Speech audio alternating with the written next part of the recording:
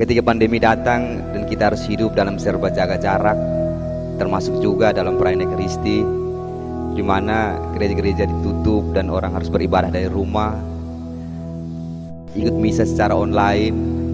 Ini menjadi satu hal yang baru untuk iman kita.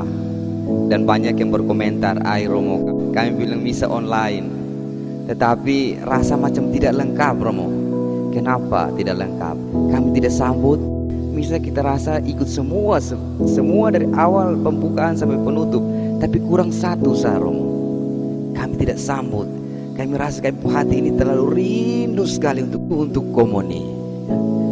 Hari ini kita merayakan hari raya tubuh dan darah Kristus. Satu ajaran, satu keistimewaan, satu kekayaan gereja Katolik yang dipelihara dari para murid perdana, para rasul hingga hari ini. Tubuh dan darah Kristus adalah makanan bagi jiwa. Yesus mengatakan, akulah roti hidup. Barang siapa makan roti ini akan hidup selama-lamanya. Tidak seperti roti yang dimakan nenek moyangmu yang telah mati, tapi akulah roti hidup. Barang siapa makan tubuhku dan darahku, ia akan tinggal dalam aku dan aku di dalam dia. Saudara-saudara terkasih, Bapak Ibu sekalian, di dalam jiwa manusia ini ada satu kerinduan besar. Ada satu ruang kosong dalam jiwa manusia, dan ruang itu adalah ruangnya Tuhan. Karena jiwa kita ini adalah buatan Tuhan, buatan sesuatu yang ilahi. Kita ini bukan buatan Cina, kita bukan buatan Korea, kita bukan buatan Amerika, kita bukan made in Indonesia. Maka hal-hal yang fana, hal-hal di dunia tidak mampu setuntas-tuntasnya atau tidak pas atau tidak klop untuk memuaskan jiwa kita manusia. Karena kita ini adalah buatan Tuhan, hanya Tuhanlah yang mampu memahami kerinduan yang paling dasar dari manusia. Itu ruang kosong itu hanya bisa dipenuhi oleh Tuhan. Dan kita, Bapak Ibu, kita salah untuk mengisi ruang itu. Ada yang mengisi ruang itu dengan makan sebanyak-banyaknya, tetapi masih tetap lapar. Ada yang isi ruang itu dengan belanja sebanyak-banyaknya, belanja berbagai macam hal. Saya sering kasih contoh, malah bapak mama tua pergi pasar, rencana mau beli sayur, pulang datang bawa hemburi dan bedak. Ya. Ada yang mengisi ruang itu dengan alkohol, dengan hiburan, tetapi manusia tetap lapar. Ada yang mengisi ruang kosong itu dengan rekreasi kemana saja, dengan jalan-jalan kemana saja, tetapi masih tetap kosong. Terlepas dari apapun yang kita isi ke dalam ruang jiwa itu, ruang Tuhan itu, terlepas dari apapun yang kita masukkan, tidak sampai akan memuaskan manusia selain hanya oleh Tuhan sendiri. Jadi kita jangan keliru. Tuhan pembagian itu ada dalam diri. Ada satu ruang dalam diri manusia, dalam diri Anda dan saya, yang menjadi kerinduan kedampan abadi akan Tuhan. Itu kerinduan yang paling purba, dan hanya Tuhan yang mampu memahami itu. Santo Agustinus sering dikutip, beliau mengatakan ini, jiwaku belum tenang ya Tuhan, jiwaku selalu gelisah sebelum aku beristirahat di dalam Engkau. Maka jiwa kita yang lapar dan haus akan Tuhan dipahami oleh Yesus yang mengatakan, inilah tubuhku, inilah darahku. Tubuh dan darah itu, Bapak Ibu, tubuh itu bukan soal bagian dari tubuh tertentu, bukan soal hal fisik, bukan bagian dari tangan, kepala, kaki, dan lain-lain. Tubuh itu secara biblis, secara kitab suci, mau menunjukkan pribadi manusia yang seutuhnya. Saya mengatakan ini saya, berarti saya menunjuk ke tubuh saya. Saya mengatakan dia yang itu, berarti saya menunjuk ke tubuhnya, ke satu pribadi yang utuh, bukan salah satu anggota tubuh. Jadi Yesus mengatakan, inilah tubuhku. Dia mau menunjukkan keutuhan, kehadirannya secara utuh dan total. Yesus juga mengatakan, darahku, inilah darahku. Darah itu sumber kehidupan, darah itu hakikat kehidupan, darah itu intisari kehidupan.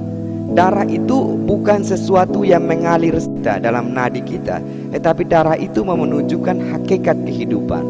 Ketika Yesus mengatakan tubuhku dan darahku. Yesus mau menunjukkan kehadirannya yang utuh dan total. Ia sungguh-sungguh yang hadir. Maka di dalam setiap perayaan Ekaristi, setelah roti dan anggur dikonsekrasi, Roh Kudus mengubah roti dan anggur itu melalui seorang imam yang mewakili Kristus. Bahasa teologinya alter Christi. Roti dan anggur itu diubah menjadi tubuh dan darah Kristus oleh Roh Kudus. Dan istilah teologinya transubstansio. Jadi ketika roti dan anggur sudah dikonsekrasi, hakikatnya sudah berubah, substansinya sudah berubah. Bukan lagi roti bundar putih dan anggur yang merah itu, tetapi hakikatnya sudah berubah menjadi tubuh dan darah Kristus.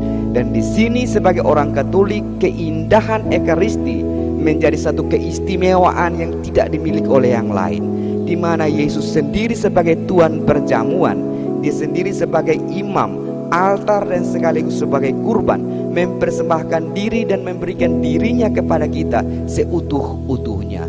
Yesus sungguh hadir nyata dalam Ekaristi.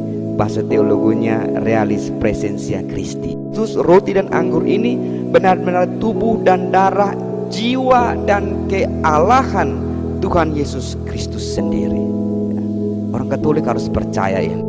Maka sikap-sikap kita yang perlu ketika menerima Hosti Kudus harus dijaga. Banyak orang Katolik yang datang terima komuni tidak sopan. Sopan memang. Ada yang jalan kayak McGregor. Tahu McGregor toh? McGregor tuh jalan begini. Ada yang jalan macam Hollywood dong, jalan di catwalk, krok krak, pakai sepatu tinggi lagi. Ada yang jalan, ada yang datang bawa koko anak begini, anak 10 kilo, lalu kita sorong begini. Ini anak mau jatuh atau komuni mau jatuh? Sering saya bilang, kalau datang kita koko anak tidak soal, tapi terima itu pakai mulut. Pakai mulut. Harus ada penghormatan yang khusus terhadap misteri yang paling agung dari gereja ini. Dan hal yang berikut, terima komuni itu jawab amin. Jawab amin. Banyak yang soal jawab amin. Kalau dia nyanyi di luar ini, nyanyi lagu rohani ini, amin mati bung. Tetapi kalau dia terima nih komuni, tubuh Kristus, tubuh Kristus, tubuh Kristus, amin. Amin itu bukan sekadar jawaban kosong. Amin adalah satu jawaban afirmatif, jawaban yang menyetujui bahwa yang saya terima ini benar-benar tubuh Kristus. Karena situ pernyataan iman Anda setuju dan mengafirmasi bahwa ini bukan roti, ini adalah tubuh Kristus, dan saya mengafirmasinya, saya mengamininya. Dan dalam setiap tubuh Kristus, dalam setiap remah-remah kecilnya, Yesus yang hadir secara utuh. Jadi hosti itu sekalipun sudah terpecah dan sisa remah-remah kecil, Yesus hadir secara utuh dalamnya. Santo Thomas mengatakan seperti cermin. Cermin itu sekalipun pecah dan kita mengambil bagian-bagian pecahan kecil, ketika kita melihat wajah kita juga tetap utuh ada di dalamnya. Jadi praktisnya setelah kita terima komuni, mungkin ada remah-remah yang sisa, habiskan, makan, habiskan. Saudara-saudara kasih, mari kita memberikan penghormatan yang khusus dan pantas kepada Ekaristinya. Ketika kita berkomunio, berarti kita itu bersatu dengan Tuhan. Yesus bersabda, barang siapa makan tubuhku dan minum darahku, ia tinggal dalam aku dan aku dalam dia. Persatuan dengan Tuhan itu adalah kerinduan dan kedambaan abadi dari manusia. Seperti saya katakan, karena kita ini adalah buatan Tuhan, maka hanya persatuan dengan Tuhanlah yang mampu mengutuhkan manusia. Maka marilah kita memberi makan kepada jiwa kita setiap hari, setiap waktu, dengan sabda dan teristimewa juga dengan Ekaristi. Jiwa yang diberi makan adalah jiwa yang berjaga, jiwa yang siap siaga, jiwa yang bertindak giat, yang berarah tujuan, dan jiwa yang bersemangat. Ada banyak orang yang lapar dan haus, bukan karena tidak makan dan tidak minum, tetapi yang lapar dan haus karena tidak ada kasih sayang. Yesus juga mengatakan ini, manusia bukan hidup dari roti saja, tetapi dari setiap firman yang keluar dari mulut Allah. Kita juga hidup dari pengampunan. Kita hidup dari perhatian, hidup dari cinta kasih, dan dari setiap penghargaan dan pujian, dan dari setiap kasih dan persahabatan. Bapak Ibu sekalian terkasih dalam Kristus, di masa pandemi ini memang ada banyak keluhan, ada banyak kerinduan, di mana kita harus tinggal dari rumah saja dan tidak berpartisipasi dalam komunio kudus. Biarlah rindu itu menjadi tebal, biarlah jarak itu tetap ada juga saat ini. Jarak itu ada supaya kita rindu, tapi jarak itu juga soal rasa. Jarak itu tentang rasa. Kita bisa baku dekat begini, tapi kita pun rasa jauh, ya dia tetap jauh. Biarlah jarak itu ada untuk sementara. Pandemi membuat kita saling jaga jarak supaya menumbuhkan kerinduan kita pada Tuhan.